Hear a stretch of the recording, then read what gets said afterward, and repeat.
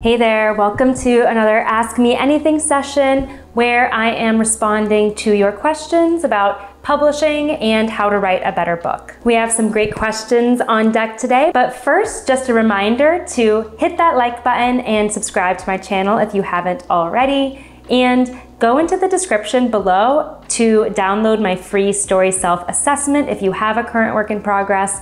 It is a worksheet that is going to help you pinpoint the strengths and weaknesses in your own story, and it's going to sign you up for my newsletter that is launching soon with exclusive tips and resources. With that out of the way, let's dive right into the questions we have today. First question here. I'm finishing the first installment of a fantasy series and really want to traditionally publish, but I've been told that if I publish that first book and it goes badly, not only will they not publish the rest of the series, but also I will lose the right to publish it any other way, not even through self-publishing. This worries me a lot since telling the entire story is very important to me, even if I receive little economic benefit. Is it true that the series would be off limits forever in this scenario? Or could the publishing house choose to bring the series back if I make myself a name as an author in time? Does hybrid publishing entail I'd have the right to self-publish the rest of the series, even if the publishing house canceled it? There's a lot of great questions here, and I completely understand your anxiety about signing a traditional publishing deal when you are unsure if they are going to take on the entire series. So the first point you made, that the publishing house is not necessarily going to guarantee publishing the entire series, is absolutely correct. In the vast majority of cases, the publishing house would want the initial installment of the series to operate as a standalone novel so that if it doesn't reach the level of sales that they can justify, then it wouldn't be necessary to publish the rest of the series. That's because they're going to have to wait to see how the sales turn out for that initial installment before they decide if they are going to continue with the series or not. What I am not totally sure about is if it would be possible for you to self-publish the rest of the series if a traditional publisher says that they are not interested in the rest of the series. I do know that you would not be able to republish the first installment of the series another way. The only edition of that book would be the edition published through the traditional publishing house.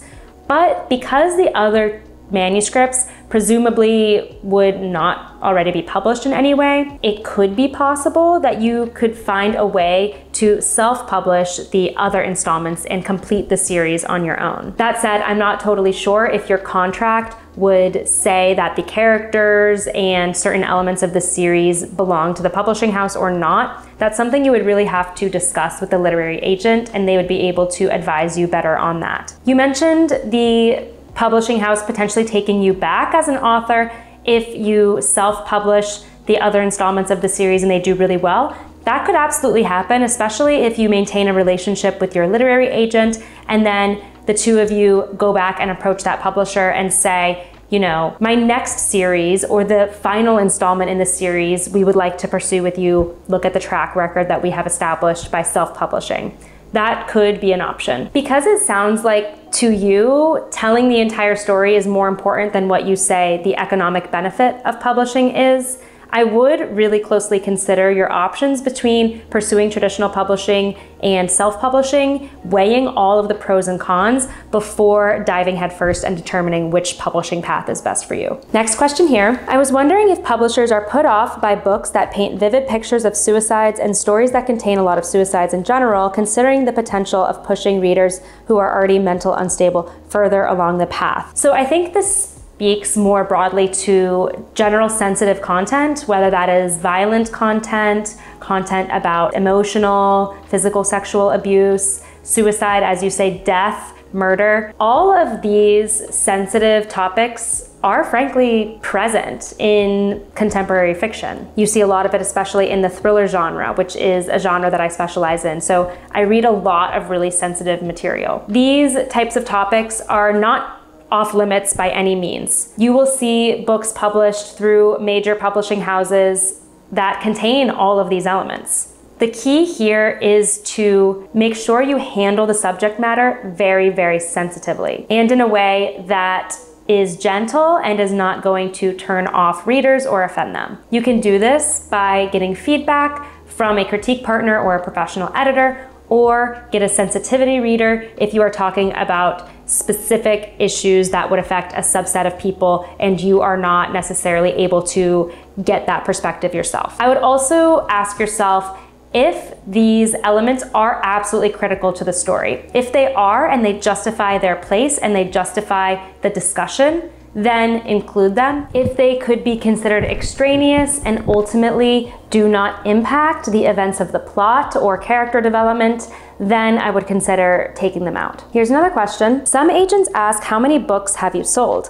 Would they deny you if the number is low because I struggle with marketing and doing ads? So I'm assuming the situation here is that a literary agent has asked about your sales track record because you have either traditionally published or self-published in the past. I will say that most agents don't specifically request this information, so if you have a low number of sales and don't necessarily want to advertise that to the agent, don't bring it up unless they specifically are asking. Now I will say, even if the agent doesn't ask in the initial query form, they probably are going to ask about your prior publications when you get on the phone with them and discuss representation, but it is likely not going to be an ultimate deal breaker for them. Going back to the question, if they are asking upfront for these sales figures, it is important to be honest with them. They're likely going to be able to tell if you are fudging the numbers, but agents understand how difficult self-publishing is. They understand how difficult it is to find your audience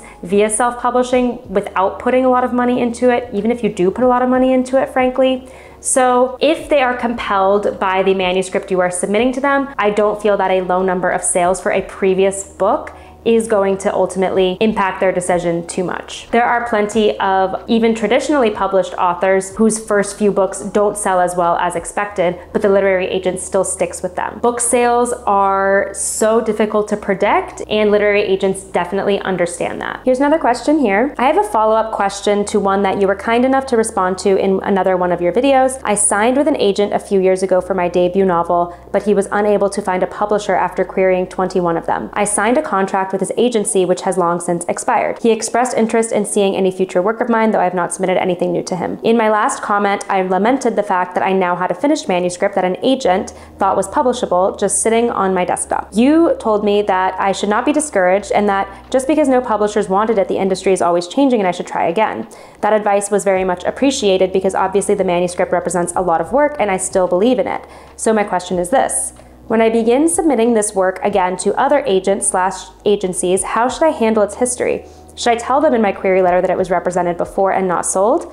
I would think that that would be a red flag for them, but I also think it'd be unprofessional not to mention it at all. My approach here would actually be kind of similar to what I just described when it comes to talking about your low figures for your previously published books. This is ultimately something you are going to have to discuss with an agent who expresses interest in your manuscript. However, I don't think you necessarily have to lead with this information in the query letter. You can just write the query letter as you would if the book had no prior history, including all of the elements, including the plot description, including your bio, including the comp titles, and seeing what happens with that. If you get to the point where an agent reads the full manuscript and is interested in speaking with you and potentially offering representation, then it's absolutely important that you bring up your relationship with the prior agent and what happened with the book at that point. Something you might do to mitigate some of the concern around this is consider revising the manuscript.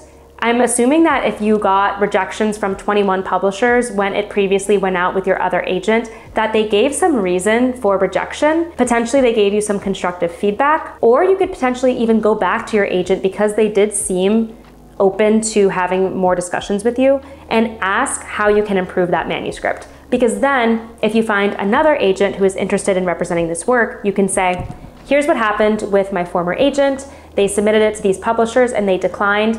I got this feedback, and here's how I revised the manuscript that you read since then. Because now there's new life, there's new breath in the manuscript, and it's likely that the agent is going to feel better about representing this revised manuscript than they would if it was the exact same thing that the agent already tried to sell. Last question here. I have a question regarding my current work in progress. A lot of the themes and plot revolve around Indigenous culture, though I myself am not Indigenous.